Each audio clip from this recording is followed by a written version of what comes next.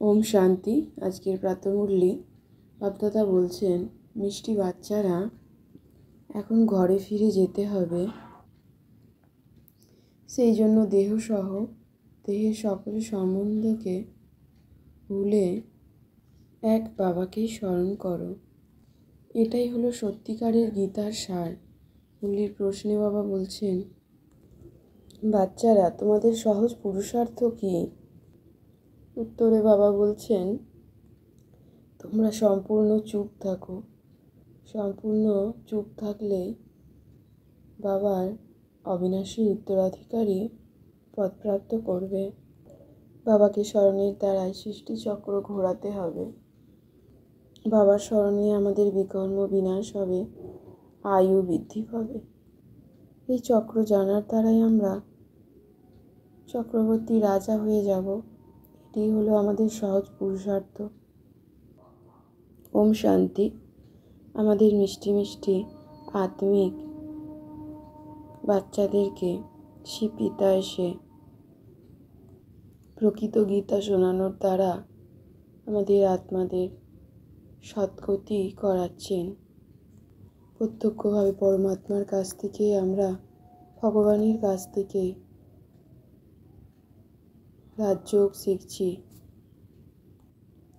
রোজ যোগের দ্বারা আমরা বাচ্চারা পবিত্র হয়ে উঠছি। আমরা আত্মারূপী বীজরা সদ্গতি প্রাপ্ত করছি এক বাবাকে স্মরণের দ্বারা ও বিচার সাগর মন্থনের দ্বারা। আত্মা সদাই চৈতন্য, শুদ্ধ, মুক্ত, শান্ত, শীতল। আমি আত্মা। আমাদের মুখ্য হলো গীতা, বাবার গীতার জ্ঞান। আমরা আত্মারা শিব পিতার পবিত্র আত্মিক বাচ্চা সন্তান। সমস্ত দেহের বিস্তারকে ভুলে নিজেকে আত্মা বলে অনুভব করছি। আমি আত্মা বিন্দু শরীর থেকে পৃথক হয়ে সর্বসম্বন্ধকে ভুলে শিব পিতায় লীন হয়ে রয়েছি। তার পবিত্র দিব্য শক্তির ঊর্জা নিজ আত্মার মধ্যে ভরছি। আমি আত্মা বিন্দু দেহে সর্বসম্বন্ধকে ত্যাগ করে নিজেকে আত্মা মনে করে বাবাকে স্মরণ করে চলেছি। এখন আমাদের বাচ্চাদের ঘরে ফিরে যেতে হবে। অর্ধেক কল্প ধরে আমরা জ্ঞান, ভক্তি ইত্যাদি করেছি। সত্যযুগে সুখই সুখ।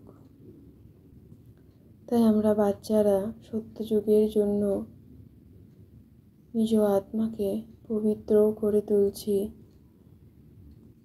আমরা হলাম আত্মারূপী মিলিটারি, শিব বাবার শক্তির সেনা। বাবা আমাদের সহজ পুরুষার্থ শিখিয়েছেন, সেটি হলো চুপ থাকা। চুপ থাকতে পারলে আমরা বাবার অবিনাশী উত্তরাধিকারী প্রাপ্ত করতে পারব। বাবাকে ও সৃষ্টিচক্রকে স্মরণের দ্বারা আমি আত্মার জন্ম জন্মান্তরের বিকর্ম বিনাশ হয়ে যাচ্ছে। আমরা নিরোগী হয়ে উঠছি। আমাদের আয়ু অনেক বেশি হচ্ছে। আমরা যত নিজের সমান অন্যদের তৈরি করতে পারব, ততই আমরা উঁচু পদ প্রাপ্ত করব। বাবার অবিনাশী জ্ঞানরত্ন দানের দ্বারা আমি আত্মা। বাবার অবিনাশী জ্ঞানরত্ন দানের দ্বারা আমি আত্মা পুণ্য, পবিত্রতা ও উচ্চ পদ প্রাপ্ত করছি। আমাদের ব্রাহ্মণদেরকে উঁচুতে রাখা হবে। যারা আমরা সবাইকে নিজের সমান উঁচু বানাই, নিজেদের পবিত্রতা ও জ্ঞানযোগের দ্বারা। বাবার দিব্য সকাশ দিয়ে ব্রহ্মার মুখবংশাবলী, ব্রাহ্মণ কুলভূষণ বাবার শ্রীমতে চলেই আমরা বাচ্চারা এই শ্রেষ্ঠ কর্তব্য পালন করি, অন্যদের নিজের সমান বানানোর। ব্রাহ্মণরা বগলে শাস্ত্র নিয়ে ঘোরে, এখন আমরা হলাম প্রকৃত ব্রাহ্মণ, অর্থাৎ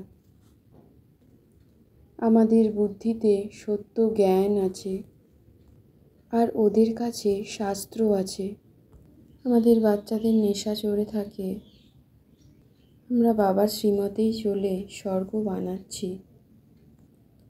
বাবার দ্বারা আমরা আত্মারা রাজযোগ শিখছি। কোনো পুস্তক আমাদের কাছে নেই, সাধারণ ব্যাজই হলো আমাদের প্রকৃত গীতা, যার মধ্যে ত্রিমূর্তির চিত্রও রয়েছে।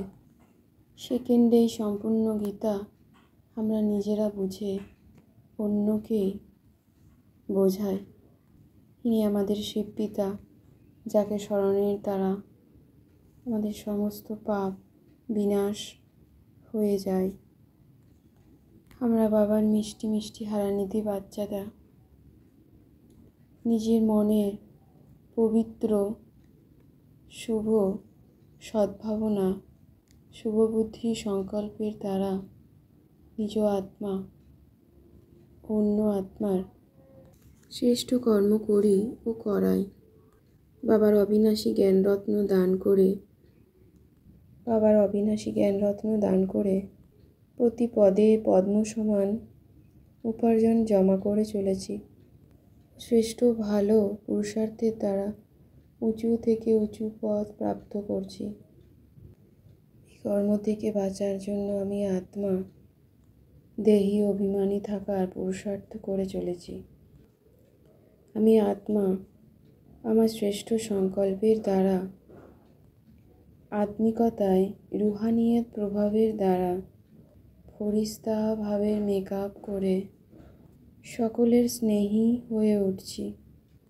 আমি আত্মা বাপদাদার সঙ্গের রং এমন লাগে যে প্রত্যেক আত্মার মধ্যেই, প্রত্যেকের চেহারা থেকে আমি আত্মিকতার দিব্য প্রভাব অনুভব করি।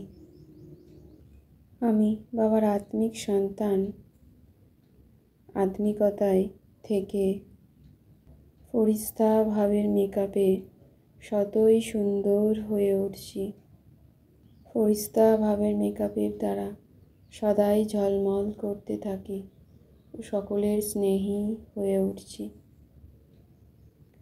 আমি আত্মার ব্রহ্মচর্য, যোগ তথা দিব্যগুণের ধারণাই হল বাস্তবিক পুরুষার্থ। আমরা বাবার আত্মিক সন্তানেরা কর্মবন্ধন থেকে মুক্ত হওয়ার জন্য নিজের মন থেকে বাবার প্রতি সমর্পিত হয়ে গেলাম এবং নিজের দায়িত্ব সম্পূর্ণরূপে বাবার হাতে তুলে দিলাম। বাবা তখন প্রত্যক্ষভাবে আমাদের রায় দেন কখন কিভাবে কি করতে হবে ও কিভাবে চলতে হবে। সর্বময় কল্যাণকারী পিতা, তিনি জানেন আমাদের কল্যাণ কিসে। তাই বাবার নির্দেশ কর্মবন্ধন কাটো, তার দ্বারা আমরা নিজের ও অন্যের কল্যাণ করতে পারব ও বাবার সাহায্যকারী হয়ে উঠব। তাই আমরা সাহস রেখে সামনে এগিয়ে চলেছি। আমি আত্মা সভ্যতা সত্যতারূপী কালচারকে ধারণ করে বাণী ও স্বরূপ দুটোকেই একসাথে রেখে বাণীতে স্পষ্টতা ও মধুরতা ও নম্রতা রেখে সরলতার ভাব ব্যক্ত করছি, যার দ্বারা বাপদাদার প্রত্যক্ষতা দর্শন হচ্ছে। আমি আত্মা বিন্দু সদাই নির্ভয়ে থেকে মর্যাদা সম্পন্ন হয়ে পবিত্রতা ছড়িয়ে চলেছি। ওম শান্তি, শান্তি, শান্তি।